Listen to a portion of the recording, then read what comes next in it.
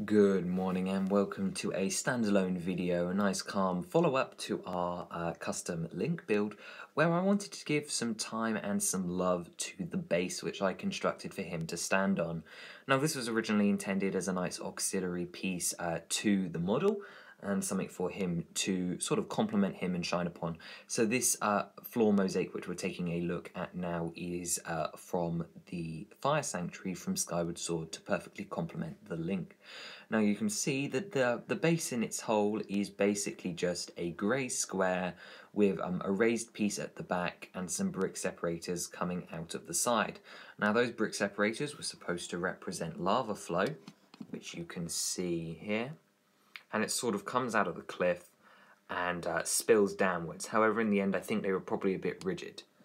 The same goes for the stairs at the back. They were supposed to represent stairs coming down to this platform, which is sort of like, I guess, an altar, really, or a location where a chest would be, sort of just like a plinth. It's sort of based off the outside area of the Fire Sanctuary, and it's mostly constructed of light grey and a couple of dark grey pieces.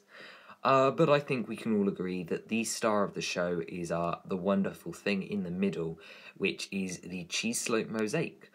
And this is a very advanced design of cheese slope mosaic, which I have not seen particularly often, and in my research I could not find anyone that's successfully represented an octagon, at least not yet, and I got very close to representing an octagon. In the end, I think it was a decagon, possibly, if I'm looking at it correctly, but either way, the shape I was going for couldn't quite be a hexagon. The mosaics I'm referring to are these circular ones from the Fire Sanctuary, which you can see on the screen now, but circles in LEGO don't particularly work very well, and it's a mosaic, so I knew I wanted to use techniques like this, which take cheese slopes, turn them on their sides, and kind of wedge them between things. The easiest geometry, however, for a cheese slope is a hexagon. You can see this in the centre. And this is a compact design which I found online very simply, which you are able to crush the cheese slopes together and then they stick in a perfect hexagon, really, and then you can build up bricks around it.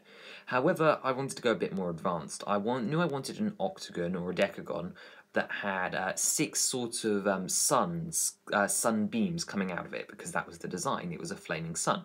So I stuck about designing it out of all random colours. I have a picture on screen for you now of how I was going to get the shape. And the thing about cheese slopes is their angle really allows you to do some interesting things just beyond hexagons. I also went and I looked up some basic geometric patterns for how to turn some compound shapes into bigger shapes, and I found that through the use of a hexagon, squares and triangles, I was able to make the shape I wanted for the centre. I was then able to kind of create a wiggle with cheese slopes, which you can see spiralling out from all directions, and I had the repeatable section. Filling the gaps was a product of using mixed tiles, which you can see over here, flat tiles, and then also cheese slopes at different angles. And then I immediately went and picked out some colours. Actually, finding the pieces in my collection was also a fairly tough one, actually, as I basically only just had enough. It's surprising how many slopes and tiles go into this, but there's 76 just yellow cheese slopes just in this model alone, and it covers a very small area. So it was a very hard task to gather them all, and an even harder task to line them up. Once you have them lined up, though, it becomes even harder because you actually have to find a way to encase them. And if I stop the spin right now, what we'll do is we'll try and remove a couple of these pieces so that I can show you how this was done. So if I try and lift off some of these outside wedge plates, you'll start to see some of the mechanisms used for holding things in place. Now I understand the lighting's not going to be too good, but you can see that where it comes to a straight edge, you're able to use bricks to hold things in place. And at some more simple angles, you can attach cheese slopes to modified bricks, slide them in, and those angles and little corners will keep some of the bigger elements in place. Now, of course, when it comes to LEGO, once you're off the grid, you're off the grid for good. So if I try and find another example of what we had to do, you'll see that it definitely got a little bit more complicated. Okay, so this corner over here uses a modified brick, an Erling to be precise, but we had to stick a plate and then some blue tiles to it in order to kind of keep them wedged in at an angle. And it's all just about keeping them tight so they can't move. And that's the main goal here. But the end result gives you this pretty unmovable, you can see there's a little bit of wiggle, shape to whatever the colours desire.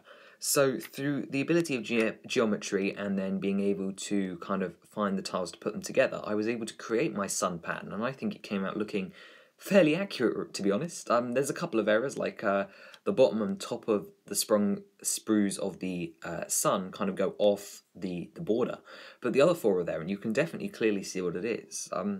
In my opinion, I really love it. It's a great technique that I'll never do again. It's extremely complex. The bigger and more complicated your designs get outside of that central hexagon, the more they sort of go wrong, the more gaps appear, the more tiles you need. But if you're going for a simple hexagon design, just think if there's something more complicated that you'd rather do. Because I can tell you that it was sort of worth it to go bigger, go better, and now with a bit of experience, I definitely think that the sun is not the limit. Despite what the cheese slopes may tell you, you can get almost any shape with a mosaic floor. You just have to dream big enough to make it a reality.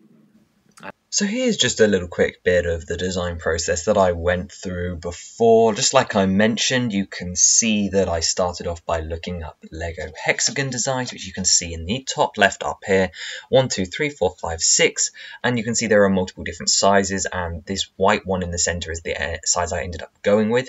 However, I wanted an octagon or decagon, so off we went, and I googled just shapes. So here you have the hexagon, same hexagon as the white, and I knew that if I added squares and triangles, I could make a 1, 2, 3, 4, 5, 6, 7, 8, 9, 10, 11, 12-sided shape, so it was a dodecagon. Not quite what I intended, but that would allow me to have 6 sides with 6 like flame parts for the sun, and then 6 straights where there would be none. So I knew that this was kind of the pattern I wanted to go, and then once I was on the edge of this shape, I made the edge, so you can see that I'd made the hexagon, I then tore the hexagon away, leaving the outside, so you can see square, triangle, square, square, triangle, square, and then off the center of each triangle, because this is how I was building them, I built the pattern I wanted, and then I also did another piece of flame down here, and I was like, well, if I can fill the gap here, I can do the calculations for how many I need to finish the whole building. And then what I did was, well, I went through and found all the sets that I needed to find them in. But that's pretty much the entire design process. It takes a lot longer than you'd think. Like, it seems nice and simple. Oh, that looks really easy. You can do that. No, this image down the bottom left, that took me ages to find. This was one of like 3 hexagons I could find on the internet. So, good luck if you want to do your own. It's highly doable and they look great. But even just collecting the cheese slopes, it was like 200 cheese slopes I had to find. Oh, it was a tough one.